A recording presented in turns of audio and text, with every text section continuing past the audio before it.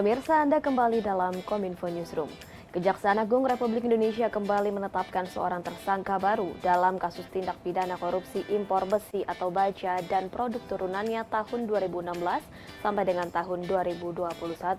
Kepala Pusat Penerangan Hukum Kejaksaan Agung Ketut Sumedena mengatakan tersangka berinisial T merupakan orang yang melakukan pemalsuan surat penjelasan atau SUJOL di Direktorat Impor pada Kementerian Perdagangan Republik Indonesia.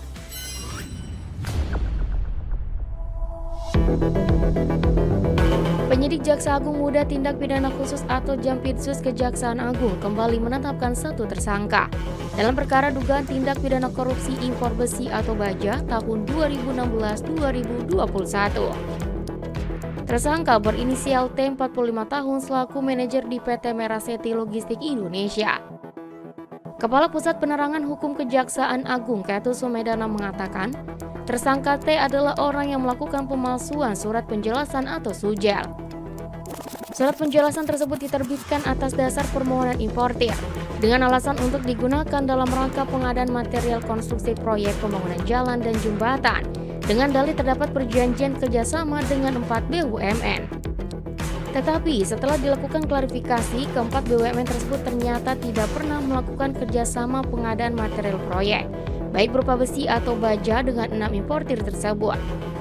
Setelah ditetapkan sebagai tersangka dan ditangkap, penyidik melakukan penahanan terhadap tersangka T di Rutan Salemba Cabang Kejaksaan Agung selama 20 hari terhitung mulai 30 Mei sampai dengan 18 Juni mendatang. Adapun peranan tersangka dalam perkara ini yaitu bahwa tersangka T bekerja sama dengan PHL dan tersangka TB yaitu dengan cara BL menyiapkan jumlah uang yang diserahkan kepada tersangka T untuk diberikan kepada tersangka TB untuk memperlancar pengurusan surat penjelasan atau SUJOL di Direktorat Impor pada Kementerian Perdagangan.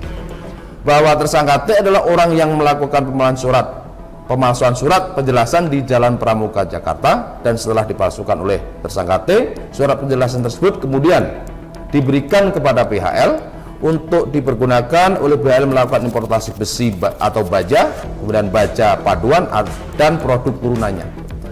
Bahwa tersangka T adalah orang yang berperan aktif untuk melakukan pendekatan dan pengurusan surat penjelasan melalui tersangka TB di Direktorat Impor pada Kementerian Perdagangan.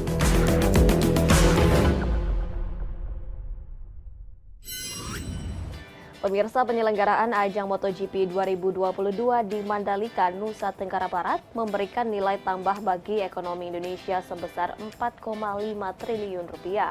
Kabar baik ini disampaikan langsung oleh Menteri Pariwisata dan Ekonomi Kreatif Sandiaga Uno dalam weekly press briefing secara daring.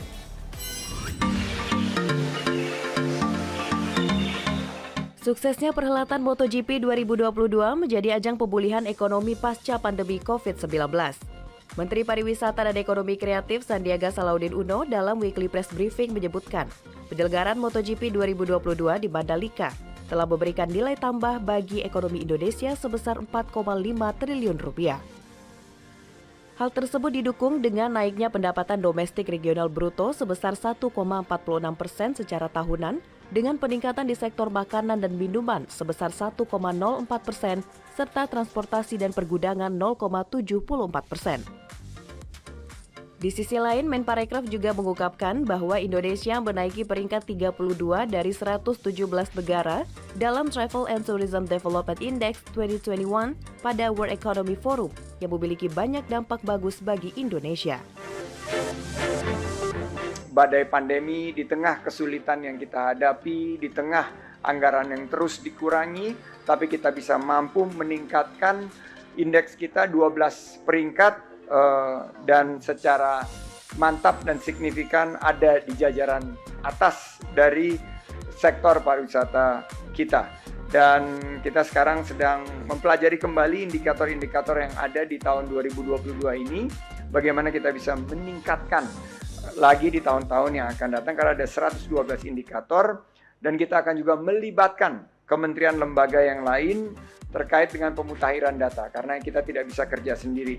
Dan juga kita akan tingkatkan koordinasi lintas sektor kementerian lembaga, termasuk juga akan merangkul pemerintah daerah, dan kita akan terbitkan sendiri juga yang versi Indonesia, yaitu Travel and Tourism Index atau Indeks Pariwisata dan Perjalanan Indonesia, untuk membangkitkan semangat mulai dari teman-teman di provinsi, kabupaten, kota, sampai ke tingkat desa wisata. Dalam kesempatan yang sama, Kementerian Pariwisata dan Ekonomi Kreatif mulai menggarap program bertajuk Carbon Footprint Calculator atau CFPC. Hal tersebut dilakukan sebagai upaya untuk menyeimbangkan nilai emisi yang keluar akibat aktivitas sektor pariwisata.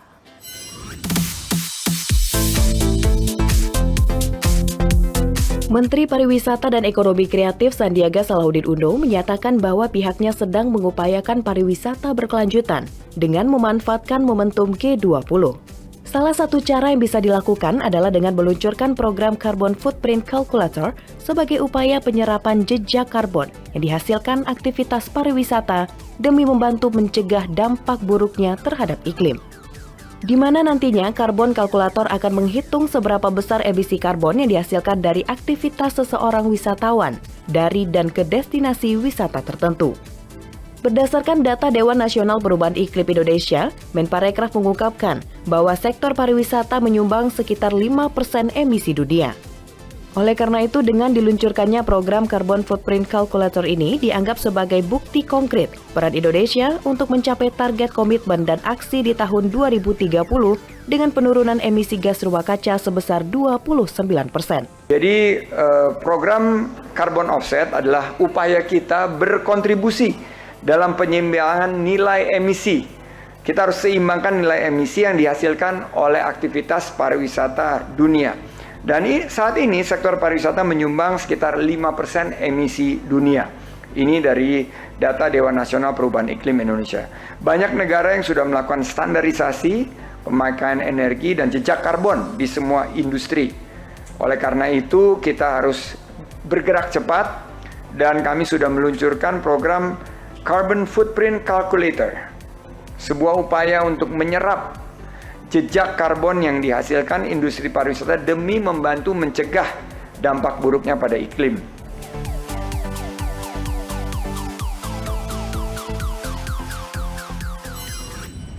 Pemirsa, terkait banyaknya isu pengunduran diri oleh calon CPNS dan PPPK, Menteri Pendayagunaan Aparatur Negara dan Reformasi Birokrasi Cahyokumolo menegaskan akan memberikan sanksi tegas kepada mereka yang mundur dari instansinya. Menteri Cahyo juga menilai calon pegawai negeri sipil dan pegawai pemerintah dengan perjanjian kerja yang mengundurkan diri telah menimbulkan kerugian bagi negara.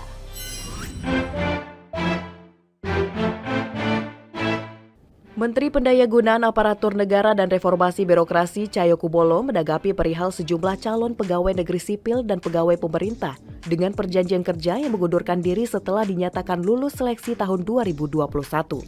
Menteri Cahyo mengatakan bahwa hal ini merugikan negara baik dari sisi anggaran yang sudah dikeluarkan selama proses rekrutmen para pegawai pemerintah tersebut.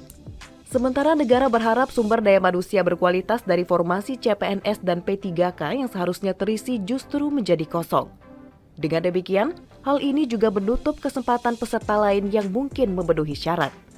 Oleh karena itu, ia meminta kementerian, lembaga terkait khususnya Badan Kepegawaian Negara, agar formasi yang ditinggalkan tersebut bisa diisi kembali apabila proses penetapan nomor induk pegawai belum dilakukan. Menteri Cahyo juga memastikan akan memperkuat sistem pengadaan CPNS dan P3K secara keseluruhan. Dalam pengadaan CPNS, pemerintah telah menghitung secara seksama berapa jumlah SDM yang dibutuhkan, beserta dengan biaya yang dibutuhkan dalam penyelenggaraan seleksinya. Berdasarkan pasal 54 Permen PAN RB nomor 27/2021 tentang pengadaan PNS, pelamar yang telah lulus seleksi akan diangkat menjadi CPNS oleh pejabat pembina kepegawaian setelah mendapat persetujuan teknis dan penetapan NIP oleh BKN. Jika mengundurkan diri, diberikan sanksi tidak boleh melamar pada penerimaan ASN untuk periode 1 tahun berikutnya. Hal ini juga berlaku untuk P3K yang mengundurkan diri, di mana tercantum dalam pasal 35 Permen PAN RB nomor 29/2021 tentang pengadaan P3K untuk jabatan fungsional dan pasal 41 Permen PAN RB nomor 28/2021 tentang pengadaan P3K untuk jabatan fungsional guru dan instansi daerah tahun 2021.